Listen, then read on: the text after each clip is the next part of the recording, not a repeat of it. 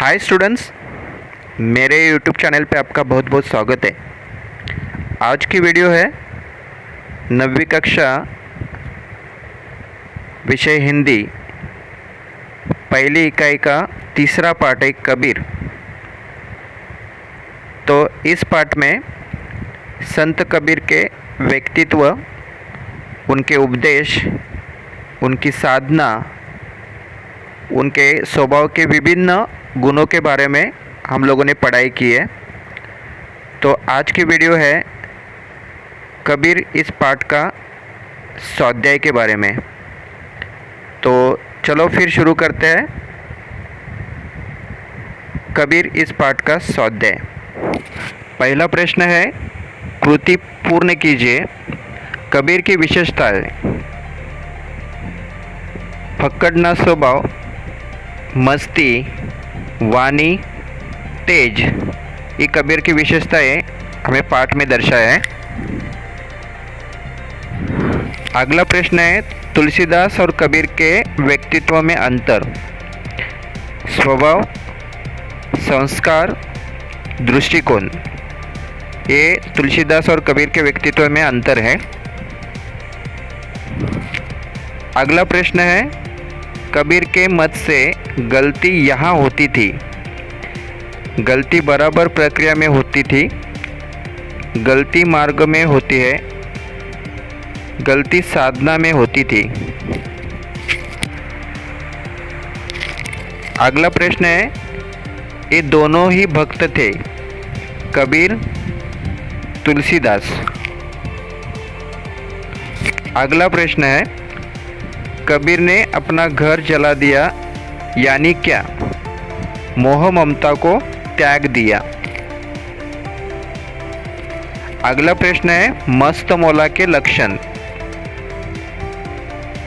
जो पुराने कृत्यों का हिसाब न रखना, वर्तमान कर्मों को सर्वस्व न मानना, प्रेम का मत वाला होना, भविष्य में सब कुछ झाड़ फटकार निकल जाना। कबीर को इनके बारे में दुविधा नहीं हुई। अपने गुरु, अपने ज्ञान, अपनी साधना। अगला प्रश्न है, घर फूंकी मस्ती कारण। फक्कड़ना, लापरवाही, अखंड आत्मविश्वास, निर्मम अखड़ता। अगला प्रश्न है, सिर से पैर तक मस्त मौला के लक्षण। उत्तर है, बेपरवाह होना, दृढ़ उग्र होना, वज्रादपि कठोर होना, कुसुमादपि कोमल होना। अगला प्रश्न है, कबीर के अनुसार गलती के जिम्मेदार तत्व। प्रक्रिया, साधन।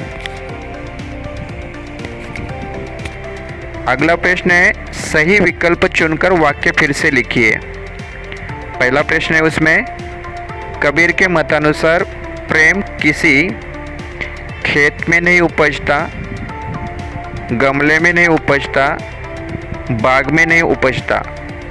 तो इसका सही उत्तर है, खेत में नहीं उपजता। अगला प्रश्न है, कबीर जिज्ञासु थे।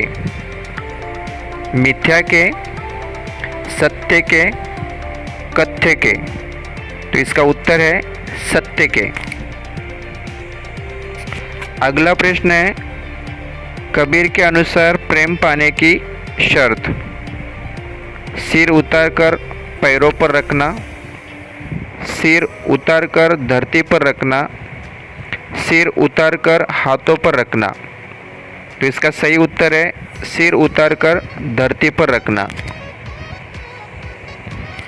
अगला प्रश्न है, कबीर की अकड़ता तभी पूरे चढ़ाव पर होती है जब वे संतों को संबोधन करते हैं, जब वे भक्ति को संबोधन करते हैं, जब वे अवधूत या योगी को संबोधन करते हैं। तो इसका सही उत्तर है, जब जब वे अवधूत या योगी को संबोधन करते हैं। अगला प्रश्न है कबीर संत ही नहीं समाज सुधारक भी थे। इस विषय पर अपने विचार लिखिए। तो इसका उत्तर है कबीर को संत कवि कहा जाता है। कवियों में उनका स्थान महत्वपूर्ण है। कबीर ने अपने आप को संत कवि तक सीमित नहीं रखा। उन्होंने समाज में पुरानी परंपरा, विचारधारा, सड़ी गली कुरीतियों और पाखंडों का खुला विरोध किया है। समाज में तरह तरह के अंधविश्वास प्रचलित थे। जाति प्रथा की कुरीतियों से लोग परेशान त्रस्त थे। आपसी भेदभाव, धार्मिक कट्टरता पर करारा प्रहार किया। इन बातों के समक्ष रखते हुए उन्होंने किसी की परवाह तक नहीं की। यह काम एक संत नहीं कर सकता, परंतु कबीर ने कर दिखाया। इसलिए कबीर संत ही नहीं एक समाज सुधारक भी है, ऐसे कहा जाता है। अगला प्रश्न है भाषा अध्ययन व्याकरण। रेखांकित शब्दों में उपसर्ग और प्रत्यय अलग करके लिखना है। भारत की अलौकिकता सारे विश्व में फैली है। अलौकिकता।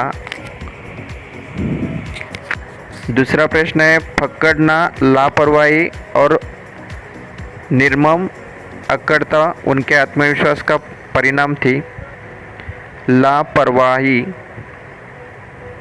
लोग उनकी असफलता पर क्या क्या टिप्पणी करेंगे। असफलता। अगला प्रश्न है राजेश अभिमानी लड़का है।